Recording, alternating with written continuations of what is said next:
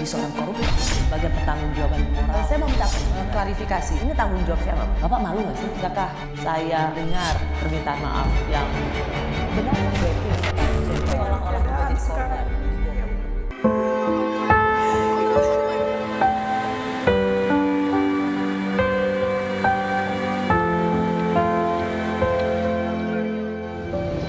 Pusat tidak ada perhatian, menganggap kita bencana biasa. Tapi coba kita buka mata hati kita, coba kita lihat masyarakat. Saya turun ke air, suruh pakai payung, datang ke dalam air, supaya masyarakat mencaci saya. Kenapa mencaci? Supaya pusat tahu bahwa di Aceh Utara ini ada banjir. Sayang masyarakat kita, anak-anak kita kelaparan. Tapi apa yang boleh buat kita? Kekuatan kita tidak ada.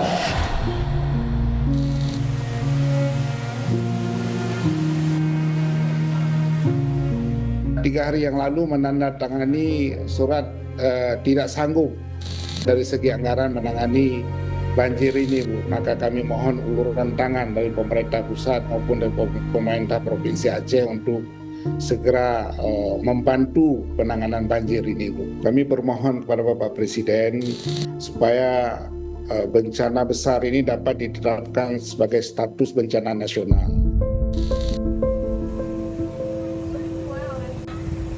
Karena dengan efisiensi tentu ini akan ada hambatan-hambatan tentunya. Maka itu makanya sekarang ini terperbincangan juga di kalangan banyak pihak dan terutama sekali DPD RI, yaitu bagaimana mendorong bencana ini bencana nasional.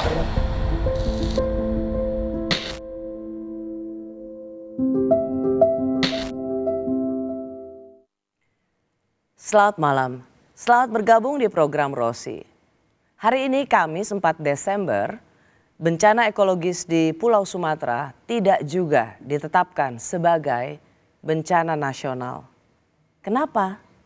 Malam ini saya mengundang anggota pengarah penanggulangan bencana atau BNPB Puji Pujono. Ia bisa disebut sebagai spesialis penanganan bencana. Selain karena background pendidikannya memang terkait disaster management, dia juga pernah menjadi salah satu direktur di UN OCHA, lembaga PBB yang menangani korban bencana alam dan krisis kemanusiaan.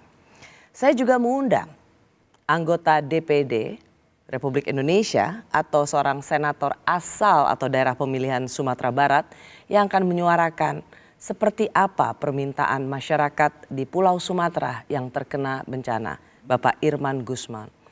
Pak Puji, Pak Irman, terima kasih sudah di Rosi. Ya, terima kasih Mbak Rosi. Saya masuk dulu ke Pak Puji. Sampai saat kita berbicara per hari ini, Kamis 4 Desember, 836 orang meninggal. Dan masih banyak yang belum dapat ditemukan. Apakah 836 jiwa ini angka yang terlalu kecil untuk pemerintah menetapkan sebagai bencana nasional? Baik, Mbak Rosi terima kasih dan Pak Irman. Ya. Selamat malam. Mungkin patut kiranya untuk memulai pembicaraan ini dengan ucapan belasungkawa kepada komunitas dan keluarga yang kehilangan warganya dan belum ditemukan dan sebagainya. Tentang pertanyaan itu, Mbak Rosi, tampaknya jumlah jiwa yang meninggal itu bukan satu-satunya parameter untuk menetapkan status bencana nasional. Ada yang lainnya tentunya. Dan ada ketentuannya dari undang-undang untuk menetapkan status bencana nasional.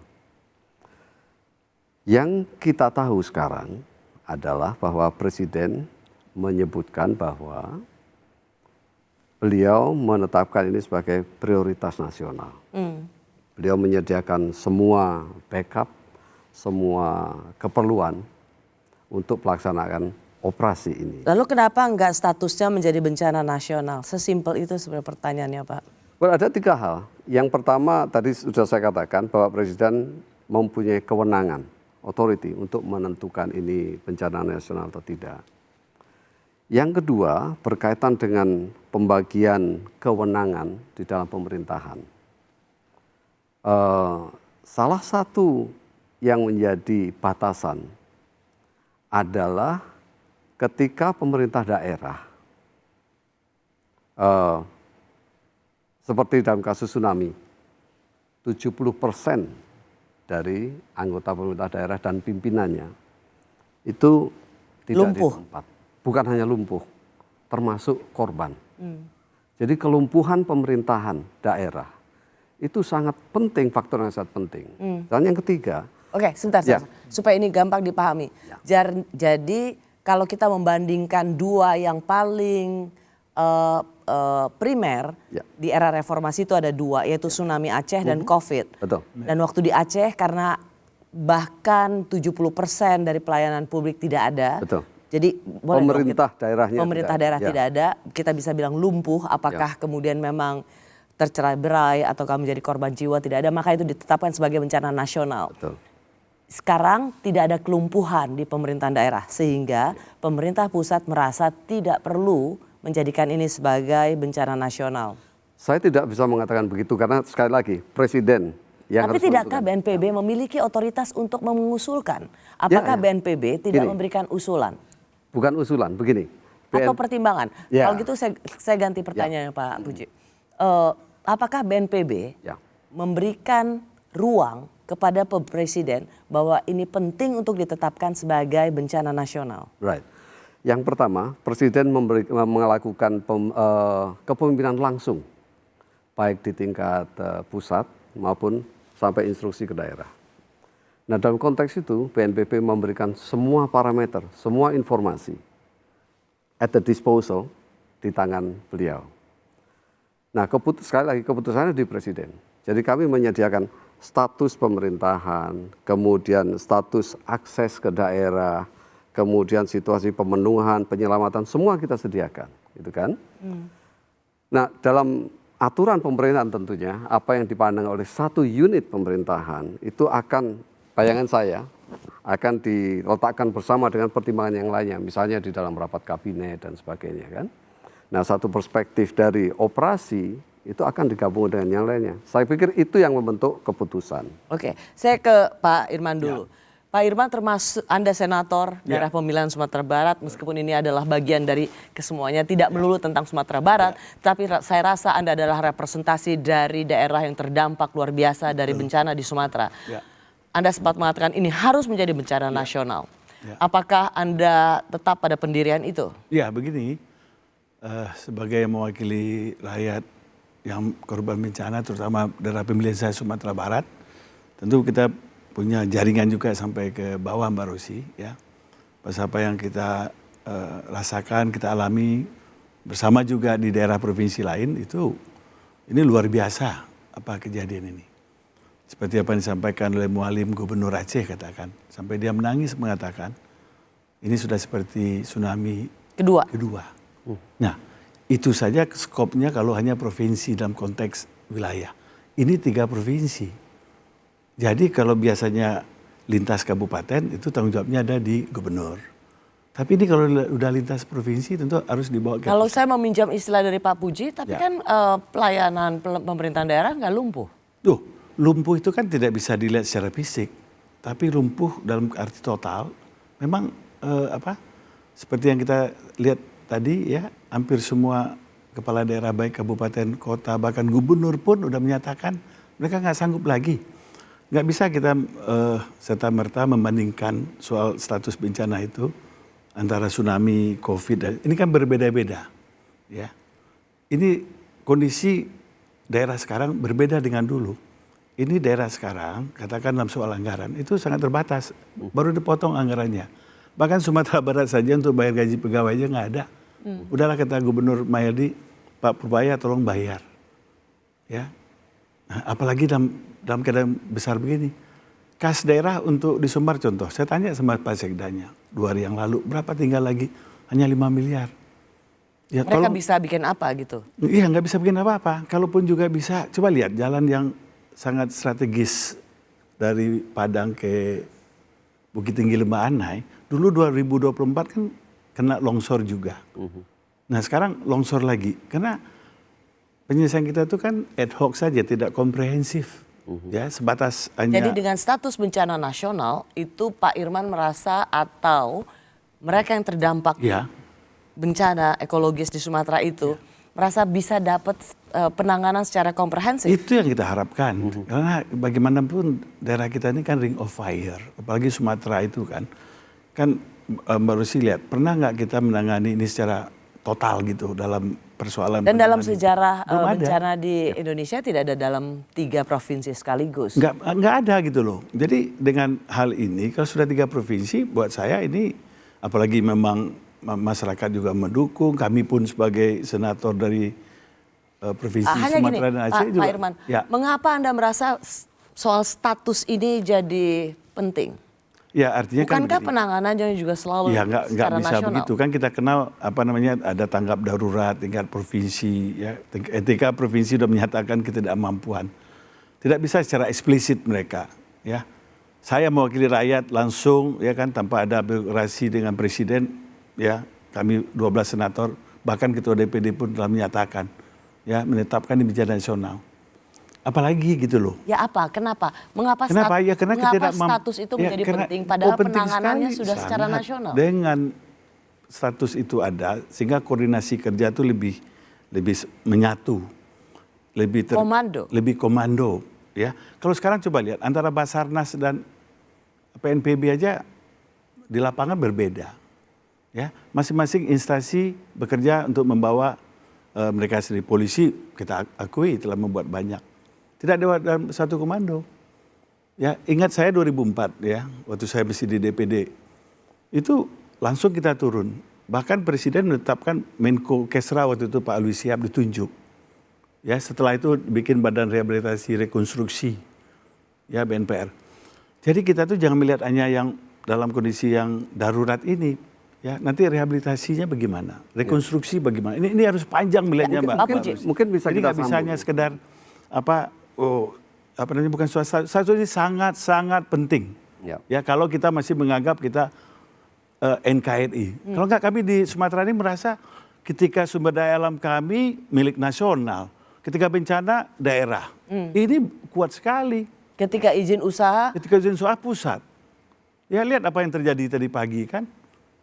Ya, betul Wakil Rakyat Bu Titi dengan Menteri Kehutanan. Ya, karena merasa otoritasnya kehutanan, ada aja lu lalang itu orang jual kayu dan sebagainya, nggak bisa apa-apa juga daerah. Jadi jangan dikatakan rezim otonomi itu nggak ada lagi sekarang. Itu hanya quote and quote merek, udah resentralisasi, omnibus law, udah semuanya ke pusat. Pak Puji, saya rasa ini adalah poin yang sangat menarik. Ya. Ketika izin ditarik semua ke pusat, Ya. tetapi ketika bencana silakan Ya. kepala daerah Coba kita- urus Ya. Urus diri kemalangannya masing-masing. masing-masing. Gini, 3 hal. Yang pertama tentang komando. Ya. Jadi undang-undang menggariskan BNPB punya fungsi komando dan itu yang dilaksanakan sekarang. Basarnas, kepolisian, TNI, semuanya ini berada di bawah komando BNPB. Tetapi kepala daerah tetap memegang keputusan terakhir. Yang kedua, kenapa ini penting? Karena dalam situasi yang sekarang, apalagi Pak Irwan, ketika masuk ke dalam rehabilitasi nanti, pemerintah daerah mempunyai fungsi yang sangat kuat dan mereka ada di sana. Tidak bisa di-overrule oleh pemerintah pusat. Anda bayangkan ya, seandainya senario semuanya di-overrule, diambil oleh pemerintah pusat, bisa seperti di Aceh dulu. Apa yang terjadi? Tatanan yang ada dan pemerintahnya ada di tempat ini. Semuanya dimulai dari awal. Menggerakkan relawan, semuanya digerakkan dari pusat. Ada yang dikorbankan. Tatanan itu akan terkorbankan. Ingat, saya kira romantis. Saya nggak ngerti Pak Puji. Oke. Itu agak terlalu jauh konsepnya. Saya pikir- Intinya sebenarnya yang diinginkan oleh masyarakat yang terkena dampaknya di Sumatera. Dan ini tidak melulu hanya dari kepala daerah yang Tentu angkat saja. tangan. Tentu saja. Tapi paling yang terakhir hari ini hari Kamis ini tanggal 4 Desember, Gerakan Hati Nurani Bangsa. Mereka ada Bu Sinta Nuriyah Wahid, Quraisy Shihab dan tokoh-tokoh lintas agama. Bahkan Mereka bisa bahkan MUI pun gabungan dari umat Islam sudah menyatakan mereka yang minta kepada bisa dibilang presiden, tidak terkena dampaknya, Iya. tetapi ini tentang kemanusiaan, Ini kemanusiaan. bahwa angka itu jangan hanya sekedar angka, Begini, tapi Mbak. soal kemanusiaan. Kita paham, Intinya adalah soal penanganan Tentu yang saja. cepat. Tentu saja. Kenapa tadi dibilang soal darurat Ya. bencana nasional itu dianggap penting, soal cuman status, Ya. tapi soal koordinasi dan penanganan yang cepat. Ya. Nah sekarang kalau itu memang tidak dianggap belum perlu, di mana cepatnya Pak? Itu aja sih sebenarnya. Ya, sekarang kalau kita lihat kecepatannya ya, misalnya sekarang ini 20 heli sudah dideploy, ya, kemudian pesawat terbang. Pemerintah pusat mengatakan tidak ada batasnya. Apa yang Anda minta? Begini, dalam penetapan keadaan bencana itu ada yang disebut kemudahan akses. Pemerintah dari yang terkena bencana itu mempunyai kemudahan untuk meminta akses, aset, proses dan sebagainya. Ini diberikan, disediakan tentang pendanaan. Ya. Menteri Keuangan, Presiden menyatakan dana nggak masalah, Anda yang dibutuhkan sudah disediakan. Semua kementerian Ini sebenarnya yang dibilang tidak perlu tanpa status, tapi secara penanganan ada nasional. secara pragmatik. Ya menurut saya nggak ya. semudah itu juga Pak ya. Sebab yang namanya birokrasi itu kan tidak mudah. Ya, kalau ini sudah ditangani secara nasional, tentu ada rekening khusus lah katakan, yang bisa di-deploy untuk Ya, ini namanya menangani. DSP ya, Ya. dana siap Ya. pakai itu, dan Presiden menekankan kemarin, Ya. pangkas semua prosedur. Pertanyaan saya, Ya. oke, kalau memang hampir sama dan tak serupa, udahlah, tetapkan saja bencana nasional. Itu aspirasi masyarakat. Ya. Saya memahami. Itu aja. Saya memahami. Ya kan? Artinya, apa sih susahnya gitu Ya. loh? Atau barangkali kita ini karena di Sumatera kita nggak didukung. Ini kan nggak. saya kira pernyataan ini menjadi Nah, agak saya sulit, menyatakan Pak. ini karena Tentu itu saja. yang aspirasi yang ada. Semua tentu saja. ya. Tentu saja. Ini kita keadaan bukan baik-baik saja, Pak. Tentu saja. Ya, saya mohon Pak Presiden Prabowo dengar ini. Ya, Saya kami yakin. hanya meminta supaya ini status nasional. Ya. Kalau kami di DPD dipilih langsung rakyat nggak dipercaya, ormas-ormas yang sudah ini, apalagi? Saya kira Dengan kita adanya kembali. status nasional Ya. ini, itu koordinasi mudah, dukungan dari berbagai tempat ada. Sekarang yang terjadi di lapangan nggak begitu, Pak. Contoh di kampung saya di Agam, Ya. ya di Pelambayan itu nggak bisa sampai hari ini sebelum kita turun ini. Ya, kalau PNPB saja, saya yakin anggaran Anda aja cuma 2,5 triliun, what can you do untuk 3 ini? Ya. Ya, Ya. ini bukan soal hanya anggaran, tapi koordinasi, manajemen, ya. Jadi kalau ini nggak dilakukan segera, Pak, Ya. ya, Apakah menurut Pak Irman soal status, Ya. meskipun pemerintah sudah konferensi pers mengatakan ini bukan tentang status, yang penting prioritas penanganan secara nasional, Ya. apakah hanya karena status itu ya akan pertanyaan membalikkan? saya kenapa soal bencana nasional nggak mau kalau cuma itu saja? Kenapa kok harus apa? Apa karena kita gengsi mengakui ada bencana nasional? Justru ini masalah kemanusiaan. Banyak negara-negara lain yang ingin membantu dalam rangka kemanusiaan, Pak. Ya. Kalau soal kemanusiaan nggak ada lagi batas-batas negara. Ya, tapi karena mereka Mbak Rosi, mau saya- masuk, tapi kan terbatas. Ya, saya Coba tidak, kita dengar Pak Puji. Ya. Coba silakan Pak Puji. kami tidak anti, tidak mengatakan jangan ditetapkan atau ditetapkan. Ya. Kami ini instrumen Ya. dari presiden, Ya. dari pemerintah. Ya. Ya, kami menyediakan semua data, semua aspek yang diperlukan. Ya. Pengambilan keputusan ada di presiden. Jadi argumen ini dengan presiden. Ya. Kami ini seperti Mbak Rosi bilang, apapun statusnya, Ya. we do the best that we can, ya kan? Dan kebetulan pemerintah pusat, presiden menyediakan at our disposal. Apa yang Anda inginkan, bilang langsung diberikan. Ya, sekarang saya Betul mau kan? tanya Pak Puji ya sebagai instrumen, Ya. sebagai PNPB, Yes. secara nurani ini, Ya, ya kan, melihat aspirasi masyarakat kayak seperti ini, ya. ya kalau hanya soal nama status, benar nggak sih Bapak memberikan nama status bencana nasional? Itu harapan kami. Ya. Kalau enggak nanti kita coba aja survei di apa namanya Kompas TV, langsung aja coba tanya, Ya. coba tanya aja ke CBT yang Gemini, ya, yang dengan pakai logika aja dibilang pantas apa bencana yang terjadi di 3 provinsi ini nasional. Ya. Apalagi kita human ini Pak. Saya sepakat. Jadi saya khawatirnya Pak Prabowo ini tidak terinformasi lengkap, ya, seperti apa yang terjadi di bulan Agustus, ya. Jadi- Saya tidak dalam posisi Enggak, untuk saya membaca dalam seperti itu, posisi menyatakan itu, Silakan, silakan. ya, sebagai wakil rakyat. Ya. Saya nggak mau nanti Pak Presiden kita, ya, asal Bapak senang, kurang terkonfirmasi. Oh nggak apa-apa Pak, nggak bisa Pak. Lihat itu semua. Oh jangan dikatakan di sosmed. Sosmed itu cerminan gitu loh.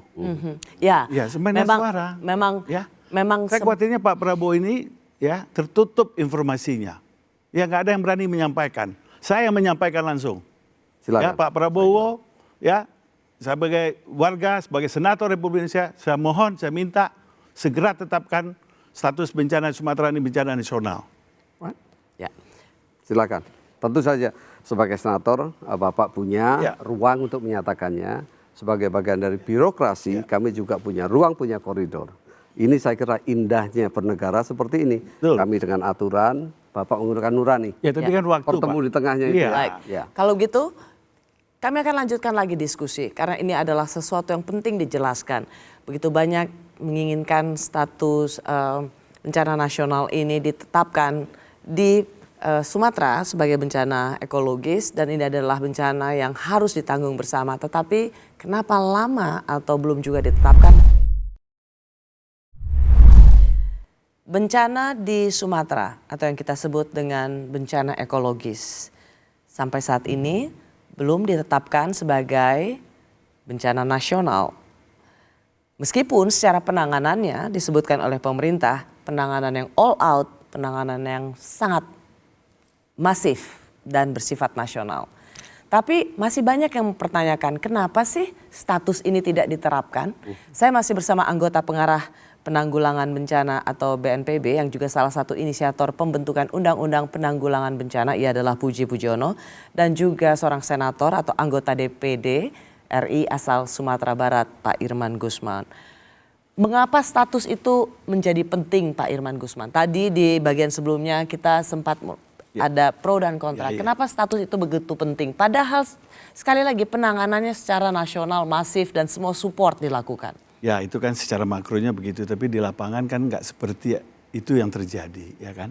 Artinya maaf, kepala daerah, gubernur masih ada. Ada gubernur Aceh, ada gubernur Sumatera Utara, ada gubernur Riau. Maaf, tanpa mengurangi penderitaan, kompleksitas masalah yang ada di 3 provinsi itu. Bukankah gubernur dan semua aparatnya masih bisa berfungsi? Jadi begini, secara fisik mereka itu ada, tapi skala daripada bencana ini luar biasa yang mereka nggak punya kemampuan gitu loh. Ya kan tidak mungkin untuk menyelesaikan ini hanya fisik hadir. Magnitude-nya itu besar sekali. Nah, kalau itu dikuantifikasi, itu kan kerugian itu menurut salah satu lembaga survei hampir mencapai 61 triliun. Ya, contoh Sumatera Barat, APBD-nya cuma 6 triliun. Ya bahkan untuk rutin aja udah nggak ada. Ini sisa 5 miliar. Ini contoh. Mualim udah menyatakan ini tsunami kedua. Saya nggak tahu Pak Bobi apa, tapi yang jelas beberapa bupatinya sudah menyerah. Ini udah boleh katakan mereka itu udah nggak punya kemampuan. Nah oleh karena itu tidak punya kemampuan memanage, bukan memanage, atau kemampuan soal untuk uangnya. mengatasi. Ya tanggap darurat pada levelnya mereka udah lewat. Mereka lihat skala damage-nya begitu luar biasa. Jadi akhirnya mereka menyerahkan nasional. Nah, memang mekanisme di nasional itu kan harus dibuat dulu statusnya. Bukan seperti yang disampaikan tadi. Ya semuanya sudah bergerak, tapi bergeraknya itu kan tidak terkoordinasi. Ya kemudian juga kalau ini dianggap sebagai nasional, bencana nasional, tentu ada juga hal yang lebih untuk itu dalam rangka rehabilitasi dan rekonstruksi. Harapan saya tentu ya kalau ini dianggap sebagai bencana nasional, nah itu terobatilah hati orang daerah. Wah ternyata kami diperhatikan. Kemudian penanganannya bukan ad hoc saja, tapi lebih medium and long term. Ya rehabilitasi dan rekonstruksi untuk semuanya. Kan banyak sekali. Jadi tidak hanya pada saat ini, bukan saja tapi mereka juga melihat ada masa depan. Yang jangka panjang. Justru bahkan dalam ekonomi itu sesungguhnya bencana itu kalau dikelola dengan baik, itu bisa juga nanti akan ada pertumbuhan ekonomi baru gitu loh. Jadi, ketika ada kepala daerah yang sudah dianggap angkat tangan, tapi kemudian dijawab oleh Mendagri angkat tangan itu bukan karena menyerah, tetapi ada hal-hal yang memang mereka tidak bisa. Tapi juga ada suara dari senator dan Pak Irman Gusman tak sendirian. Kenapa mereka seperti tidak dihiraukan ya? Itu satu pandangan. Ya. Nah, sisi lain dari pandangan itu seperti ini. Kalau kita lihat progresi dari bencana, anatominya. Ada fase di mana ini adalah emergency, kejadiannya. Dan ini jenis bencananya adalah banjir bandang, bukan banjir genangan. Yang orang Jepang menyebutnya Yama tsunami. Ini tsunami yang terjadi dari gunung. Sebegitu cepat dan merusakkan, powerful. Ya, short time. Setelah itu, dan mulai dari minggu ini kita akan melihat yang hilang akan diketemukan dalam bentuk jenazah dan seterusnya. Ini sekarang game-nya ada sustaining life. Mendukung yang masih hidup sekarang ini. Dan dari situ mulai menapak ke arah rehabilitasi, rekonstruksi, dan pembangunan kembali sambil membangun resiliensi. Ini secara progresi. Sekarang berada di titik sini kita. Borderline antara emergency dengan mendukung kehidupan yang masih hidup. Untuk ini diperlukan pemerintah, bukan hanya kepala daerahnya, birokrasi di daerahnya. Ada sekda, ada OPD. Jadi kita nggak bicara satu orang, satu sistem. Mereka tetap di sana. Justru diperlukan mereka itu memobilisasi pemerintah dan mereka di daerahnya. Dan dipandang mereka oleh bisa, pemerintah pusat masih ada. Dan mereka ada. Bisa Mbak. berfungsi, Nah, bisa memobilisasi. yang dari BNPB, kita mensuplai teknokratik expertise di dalam hal ini. Kepala BNPB dengan semua eselonnya ini di daerah, Mbak. Di semua daerah ini. Didampingi. Sehingga kalau tidak ada koordinasi oleh Pak Irman, with all due respect, ada koordinasi, ada komando, BNPB doing just that, gitu loh. Nah sekarang justru energi dari pemerintah daerah ini yang diperlukan. Anda bayangkan Pak Irman, kalau semua bisnis diambil alih pemerintah pusat, Anda berpikir akan lebih cepat. Saya katakan tadi, mungkin tidak. Tapi sekali lagi. Ini menarik, Ya. kalau segala sesuatu diambil oleh pusat, misalnya status bencana nasional, maka itu ditarik ke pusat. Apakah kemudian akan menjadi game changer, akan mengubah segala sesuatu? Ya. Oh, nggak seperti itu juga. Contoh soal, Mbak. No. Misalnya di Katrina. Artinya begini, artinya ketika ada keinginan, harapan, tuntutan, desakan supaya hai pemerintah pusat, Pak Prabowo tetapkan ini menjadi status bencana nasional, itu tidak seperti membalikan keadaan. Tidak menjadi sesuatu yang menjadi harapan masyarakat yang terdampak. Nah, repotnya begini. Saya yakin begini. Lagi saya katakan, kami bukan pengambil keputusan. Ya, Bapak Presiden mengambil keputusan. Kami menyediakan semua yang diperlukan untuk mengambil keputusan. Katakanlah begini, karena satu dan lain hal, desakan dan appeal hati nurani besok ditetapkan menjadi bencana nasional. Kita juga equally ready untuk melakukannya, ya kan? Tetapi selama keputusan tidak dilakukan, kami melakukan yang terbaik di dalam given environment. Ya, masalahnya Gitu kan? untuk Pak mereka yang ada di Sumatera, Aceh, Sumatera Utara dan Padang, Bapak mengatakan sudah melakukan yang terbaik. Mereka nggak ngelihat itu, Pak. Saya pikir, Pak, belum pernah di dalam sejarah bencana di dunia yang saya tahu bahwa hubungan itu simetris. Belum pernah ada, Mbak, situasi bencana yang ekuivalen dengan responnya. Itu belum pernah ada. Dimanapun Anda lihat studi tentang bencana, selalu ada gap. Selalu. Pasti, Iya pasti. Kan? Tapi nggak ada juga otoritas penanggulangan bencana mengatakan bahwa itu hanya mengerikan di sosial media. Nggak ada juga di dunia mengatakan itu. Well, saya kira Anda harus bertanya kepada yang membuat pernyataan. Oke, kalau dari saya mengatakan bahwa apakah kemudian orang harus ke lapangan untuk melihat bahwa oh ya ini parah. Ya itu sebuah koreksi bahwa sebagai BNPB otoritas yang menanggulangi bencana, Anda bisa mendapatkan sense, knowledge, informasi, tidak perlu harus langsung ke lapangan. Dari informasi, laporan, report, koordinasi Anda bisa tahu tanpa kemudian merendahkan kemalangan yang tertimpa oleh masyarakat di Aceh, Sumatera Utara dan Sumatera Barat. Artinya jangan kemudian merendahkan kemalangan yang mereka miliki hanya karena dengan mengatakan oh itu cuma kengerian yang ada di sosial media. Anyway, kita sudah harus move forward. Tidakkah informasi-informasi seperti ini juga diterima oleh Presiden dari BNPB sehingga Presiden tidak dapat informasi yang lengkap? Saya tidak yakin ya. Pak Irman, bahwa Presiden tidak mendapat informasi dari lapangan. Kami ini membuat dari BNPB, dari Pusat Pengendalian Operasi di Jakarta, dan semua eselon yang diturunkan di daerah ini bukan blank communication. ya. Daerah semua punya koneksi. Ada 50 unit Starlink yang dideploy untuk menyambung komunikasi. Oke.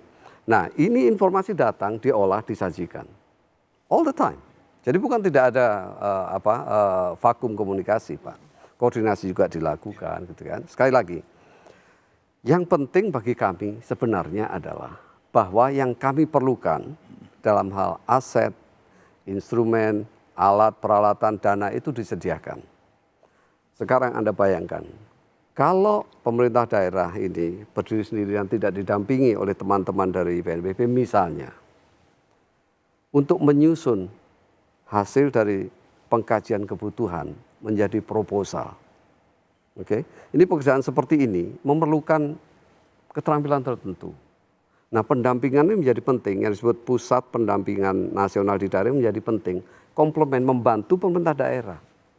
Kuncinya satu, saya kembali ke poin yang paling penting, pemerintah daerah harus diberdayakan dan dibantu untuk mengurus rakyatnya. Justru dalam situasi sekarang ini. Ya, saya dapat poinnya dari Pak Puji mengatakan, hey para gubernur, ya ayo dong. Anda menjadi komandan di daerah masing-masing untuk tanggap darurat. Jadi kalau misalnya itu tidak ada koordinasi, ya para gubernurnya yang salah. Gitu kira-kira. Iya. Jadi tidak straight seperti itu ya. Artinya Pak Gubernur, Pak Bupati dengan perangkatnya, oke, mereka ini punya kompak, mereka punya kontrak dengan rakyatnya untuk melayani, melindungi dan seterusnya. Oke, dalam bahasa politik adalah baru 1 tahun pilkada. Anda kan sudah janji kampanye, Anda bisa A, I, U, E, O. Nah sekarang ada begini, do your homework, ayo jangan apa-apa minta ke pemerintah pusat gitu kan. Dan kami ada di sini untuk mendukung. Ya, gitu kira-kira. Ya itulah. Kan selama ini udah janji kampanye. Iya itulah ya, ini kan nggak bisa disederhanakan seperti ini kan masalah kemanusiaan Mbak Rosi ya. Artinya ya udah jelas tanggap darurat pada level provinsi ini udah nggak mampu lagi lah. Ya, sehingga mereka ingin minta Pak Presiden tolong ini diangkat menjadi level nasional. Ya, nah jadi mohon PNPB mendukung itu ya. Justru ini lebih, saya yakin di hati Pak Puji itu paham apa yang saya maksud. Beliau ini mendukung, cuman karena beliau birokrasi. Ini yang paling kelemahan di kita ini kan soal birokrasi gitu loh. Mungkin ada baiknya. Ya kalau saya kan saya berbicara sendiri Pak Iman. Ya betul. Saya bisa paham. Oleh karena itu pada kesempatan ini Mbak Rosi ya kita himbau lah, kita minta kepada Presiden Prabowo yang kita pilih nih. Ya, mohon Pak Prabowo ya. Aspirasi melalui kami ya melalui senator seluruh Indonesia mendukung supaya ditetapkan itu sebagai bencana nasional. DPD ini kan mewakili wilayah. DPR mewakili rakyat, pemerintah oleh presiden. Saya atas nama itu mengatakan, tolong ditetapkan sebagai national disaster. Ya. Saya yakin ini jalan mudah. Saya yakin Pak Prabowo itu hatinya luar biasa. Ya. Cuma barangkali di sekelilingnya yang tidak berani mengatakan what is the truth gitu loh. Ya. Ini yang problem gitu loh. Saya pikir memang ada bedanya Mbak Rosi antara perspektif politik dengan perspektif administratif birokratik seperti kami. Jadi tampaknya kita harus setuju untuk tidak setuju tentang hal ini. Bapak dengan perspektifnya dan kami dalam perspektif melayani warga dengan sebaik-baiknya dengan apa yang diberikan pada kami. Ya, oleh karena saya kira itu. Jadi saya setuju sekali kalau Pak Puji sampaikan ke Pak Kepala PNPB, kepada Pak Menko kita. Menko yang mana Pak? Menko yang membawa ini? Pak Pratikno. Pak Pratikno juga. Tolong Pak Pratikno bantu Sumatera Barat, ya. Nah ini Aceh, ini Sumatera Utara. Saya pikir ya. Ini wilayah penting. Ya. Saya baru pulang juga dari Papua. Mereka prihatin. Ya, hampir semua provinsi membantu, ya. Nah ini satu poin penting. Harapan saya ini. Saya tidak ingin bawa narasi tentang ini karena ini Sumatera. Ya. Saya ingin mengatakan semua wilayah di Indonesia ini sama. Ya. Satu jiwa yang hilang Pak, itu duka kami juga. Ya betul. Jadi tidak ada klaim bahwa Anda lebih berduka dari justru yang lain. Pak, di antara masyarakatnya itu luar biasa. Ya, saya paham. Dari Jawa Timur, kemarin dari Jawa Barat, hari ini Pak gubernurnya membawa sesuatu. Jadi memang negara kita ini masyarakatnya dermawan. Hanya pemerintah hanya menetapkan status nasional, please Pak Menteri-Menteri, tolong. Ini saya atas nama rakyat ini, minimal dari daerah yang saya wakili, ya boleh cek, ya. Mau siapa lagi yang didengar? MUI sudah bicara, dari Gerakan Hati Nurani sudah. Ya. Mahasiswa pun juga lagi bersiap diri untuk menyatakan aspirasinya. Saya yang dipilih langsung, kami semua sudah menyatakan.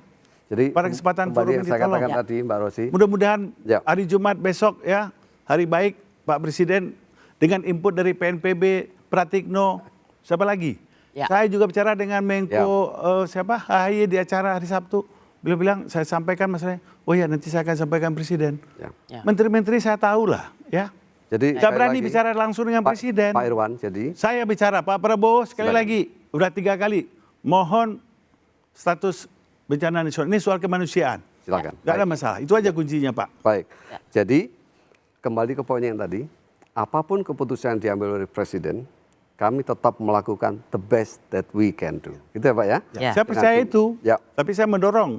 Tentu Ya. saja. Ya. Ada soal status yang dipersoalkan karena ternyata status bencana nasional itu memang punya implikasi. Ya. Implikasi untuk menolong lebih cepat Ya. dan juga soal-soal lainnya. Bahwa kemudian kepala daerah yang baru saja dilantik juga harus juga memiliki kemampuan seperti apa yang diucapkan dalam janjinya, itu satu hal Pak Ya. Puji. Ya. Tapi ini juga soal kemanusiaan. Tentu saja.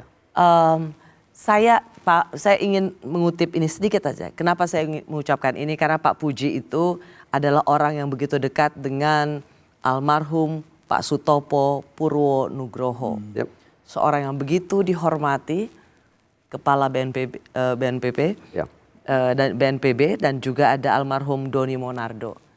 Pada mereka kita mendoakan Tentu saja. rest in peace, tapi kita sungguh merindukan Kami memahami. tokoh sebesar mereka menjadi komandan dalam penanggulangan bencana nasional. Pak Irman, saya harap suara Anda dan suara banyak tokoh dan masyarakat di Sumatera bisa didengar. Ya. Pak Puji, juga terima kasih untuk perspektif dari Anda. Baik, terima kasih. Ada apa dengan Sumatera sehingga begitu luluh lantak karena hujan yang sangat ekstrim, dan ini menjadi alarm bagi pulau-pulau lainnya di Indonesia? Saya minta kepada Pak Menteri untuk cari tahu siapa perusahaan itu dan tolong jangan ada pohon-pohon besar lagi yang ditebangin. Hentikan semua ini. Saya tidak mau, kami tidak mau hanya sekedar moratorium. Moratorium tuh besok-besok saya hidupin lagi. Tapi dihentikan, nggak usah ada lagi itu pohon-pohon besar yang dipotong-potong. Kita setuju semua ya teman-teman ya. Terima kasih Anda masih di program Rosi. Setelah tadi di bagian sebelumnya Anda menyaksikan bagaimana pro dan kontra soal penetapan status bencana nasional untuk bencana ekologis di Pulau Sumatera. Dan di bagian berikut ini saya ingin mengajak Anda untuk melihat sebenarnya apa yang terjadi di Pulau Sumatera.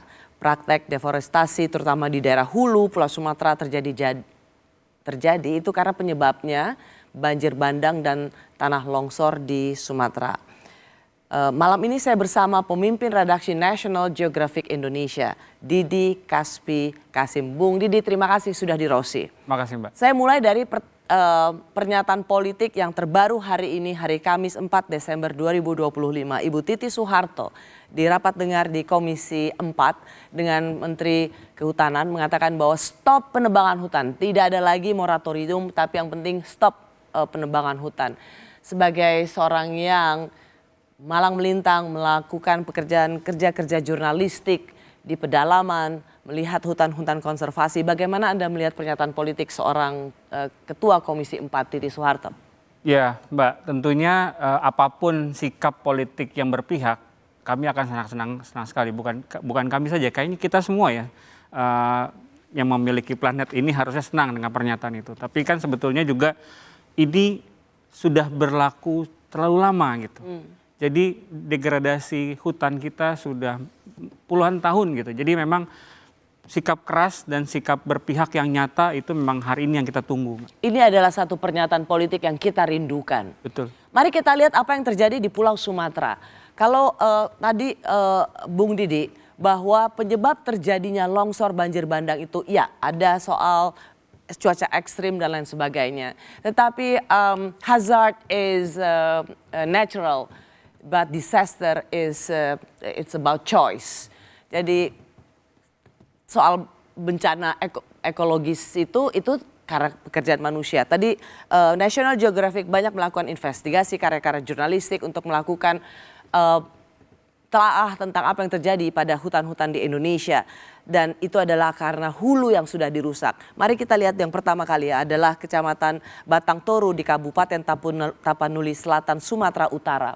Kita lihat perbandingan dari 2009 sampai 2024. Apa yang Anda bisa jelaskan dari pantauan ini? Ya, ini kan sebetulnya nampak ya Mbak ya, bagaimana keberpihakan kita terhadap perlindungan terhadap apa yang harus kita lindungi rasanya masih minim. Karena kita hanya baru melihatnya dari sisi pemanfaatan tata ruang. Jadi kalau kita berbicara Sumatera. Coba sebagai Anda bisa menjelaskan. Ya, ini kan tutupan 2009 lahan. Loh. Berarti kan ini masih bisa tergolong kelihatan hijau semua, pohon semua. Ya, ini terbuka dengan segala macam, ada perkebunan, ada pembalakan dan sebagainya. Semuanya berperan dalam satu kejadian yang kita mengatakan deforestasi gitu ya. Padahal sebetulnya Mbak, kalau misalnya kita bilang, kita sekarang bicara Batang Toru, tapi sebetulnya Sumatera itu dari ujung ke ujung itu satu ekosistem. Jadi kayak Taman Nasional Bukit Barisan Selatan itu membelah Sumatera dari mulai utara sampai selatan. Lalu kemudian kalau misalnya tidak ada deforestasi pun, hari-hari Pulau Sumatera itu terancam akan patahan. Ada patahan semangko yang mulai dari Lampung sampai Aceh sana gitu. Jadi tanpa adanya deforestasi pun kita sudah terancam. Jadi sama seperti kejadian hari ini, ketika cuaca ekstrim, yang saya pikir cuaca ekstrim itu pun ada andil manusia. Pemanasan global dan sebagainya itu membuat anomali yang ekstrim menjadi kian ekstrim. Lalu kemudian bertemu dengan lahan yang kritis. Ya sudah, itu adalah resep untuk disaster yang lebih besar gitu. Kalau kita lihat coba dari pantauan satelit Google Earth 2024, bagaimana kemudian masifnya hutan-hutan ini berubah. Iya. Apakah itu menjadi tambang, apakah itu menjadi sawit, atau juga permukiman. Dan kalau kita lihat misalnya lahan kelapa sawit itu yang kemudian banyak dianalogikan oleh lembaga-lembaga pencinta lingkungan. Lahan kelapa sawit di Aceh, Sumatera Utara, Sumatera Barat sama dengan 57 kali besarnya kota Medan. Atau 1,5 juta hektar. Wow. Apakah kemudian kita ingin mengatakan kita anti sawit? Sebetulnya saya ingin mengatakan bahwa kita mestinya tidak menghitamkan energinya, kita tidak menghitamkan potensinya gitu. Tapi yang sebetulnya yang harus kita lihat adalah bagaimana kebermanfaatan itu bisa dijalankan dengan berkesadaran. Artinya kita juga harus menimbang daya dukung planet ini ada batasnya Mbak. Nah, narasi yang selama ini sepertinya tidak ada di tengah pembicaraan adalah ini bukan hanya soal kebun dan hutan. Di dalamnya ada begitu banyak umat lain ya, gajah, harimau, kupu-kupu, kunang-kunang. Jadi dari yang mulai paling kecil sampai yang paling besar itu adalah harusnya bagian dari pembicaraan besar itu. Kita jarang sekali menghadirkan narasi itu kepada narasi deforestasi dan tata ruang lahan gitu. Jadi iya, karena ini bukan buat kita, ini semua ada isinya gitu Mbak. Jadi kalau di Sumatera Utara salah satunya Batang Toru sebagai hulu yang tidak dirawat dan kemudian ada cuaca ekstrim kita salahkan, itu sebenarnya bukan karena salah cuaca ekstrim, tapi karena kita tidak merawat penyangganya. Sehingga ketika ada sesuatu yang anomali di cuaca, sesuatu yang tidak bisa kita kontrol, kita nggak bisa ngontrol bencananya karena apa yang bisa kita jaga selama ini sudah kita rusak. Di Sumatera Utara ada Batang Toru, coba kita masuk ke bagian berikutnya Aceh. Salah satu yang disebut dengan hulu yang juga sudah dirusak itu adalah di Pulukan dekat dengan Aluraya, kawasan ekosistem Leuser. Kelihatannya mungkin sepele ya, cuman dari sini ke sini atau penambahannya cuman dari sini ke sini. Sekilas kelihatannya kita merasa bahwa kecil kok. Nggak kenapa-napa, tapi Mas Didi, kecil dalam ukuran manusia yang sama dengan ketamakan, berapa harga yang harus dibayar? angka yang hari ini beredar di berita-berita, Mbak. Artinya kan ini adalah penyanggah.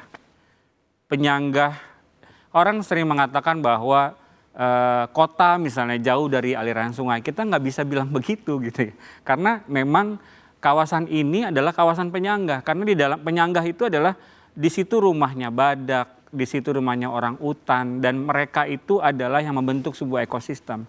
Dan lereng-lereng ini adalah tempat yang harusnya menjadi penahan tanah dengan akar-akarnya, menahan air, menyimpan air. Jadi memang pada akhirnya itu semua akan jatuh ke hilir, dan itu akan pada akhirnya kita jatuhnya akan ke kita gitu. Ancaman bencana itu nyata, tak hanya di Sumatera. Malam hari ini kami juga ingin mengingatkan bahwa pulau-pulau lain di Indonesia bisa jadi mengalami hal yang serupa. Jangan sampai. Terima kasih Anda masih di Rosi. Bencana yang terjadi di Sumatera bukanlah bencana alam, itu adalah bencana ekologis. Bencana yang disebabkan karena kita manusia tidak mampu merawat alam, berkeadilan, dan memikirkan keseimbangan alam. Sehingga ketika segala sesuatu yang di luar kontrol manusia berupa cuaca, itu tidak dapat kita cegah karena alam telah kita rusak. Saya bersama pemimpin redaksi National Geographic Indonesia, Didi Kaspi Kasim. Bung Didi, hutan Sumatera itu diakui UNESCO sebagai warisan dunia hutan hujan tropis Sumatera. Betul ya? Tropical Rainforest Heritage of Sumatera sejak tahun 2024. Tetapi karena ada penebangan liar, perambahan lahan, rencana pembangunan infrastruktur, 2011 itu hutan Sumatera berstatus dalam bahaya. Itu 2011. Artinya sebenarnya sesuatu yang terjadi di Sumatera 28-27 November lalu adalah sesuatu yang as predicted. Sesuatu yang sebenarnya ya ada di depan mata. Yang kita panen, Mbak. Ulah kita yang kita panen. Ulah kita puluhan tahun dan kita memanennya. Mungkin bagian dari ulah kita gitu ya. Saya pikir itu narasinya begitu. Dan hari ini, hari Kamis 4 Desember, sebenarnya kita sedang merayakan atau memperingati Hari Konservasi Alam. Betul ya? Ya. Tetapi justru pada hari yang sama Indonesia sedang meratapi Hari World Life Heritage. Miris banget ya? Ironi ya, Mbak. Apakah Sumatera ini akan menjadi yang terakhir atau Sumatera akan juga menjadi penanda bahwa pulau lain di luar Sumatera, Kalimantan, Sulawesi, bahkan juga Papua akan mengalami hal yang sama? Sumatera mungkin adalah cermin buat saya, Pak. Buat kita berkaca hari ini bahwa apa yang terjadi di Sumatera bahkan bisa lebih cepat terjadi di tempat lain. Jadi pelajarannya sangat mahal harganya rasanya kalau misalnya kita tidak belajar dari apa yang terjadi hari ini. Karena yang terjadi pun sekarang selagi kita berbicara di Sulawesi, Kalimantan, Papua mengalami degradasi yang tidak kalah cepatnya, begitu Mbak. Jadi artinya sebenarnya kalau gini, BMKG kan sudah mengatakan pada tanggal 22 November sudah mengatakan ini akan ada cuaca ekstrim. Dan kemudian dikatakan antisipasi, pemerintah daerah harus antisipasi. Nggak mungkin juga bisa mengantisipasi kalau cuma 5 hari atau 7 hari. Dengan seluruh rasa hormat kita pada alarm atau peringatan pada BMKG. Tapi kalau memang seperti ini alam yang ada, memang antisipasi itu tidak mungkin disiapkan hanya 5 atau 2 minggu. Itu harus disiapkan dekade, bertahun-tahun untuk mengantisipasinya. Betul Pak, jadi saya rasa memang kita memerlukan early warning system yang melibatkan masyarakat. Kita melibatkan tata kelola misalnya adat yang memang sudah mempunyai sistem sebetulnya dalam mengelola bencana.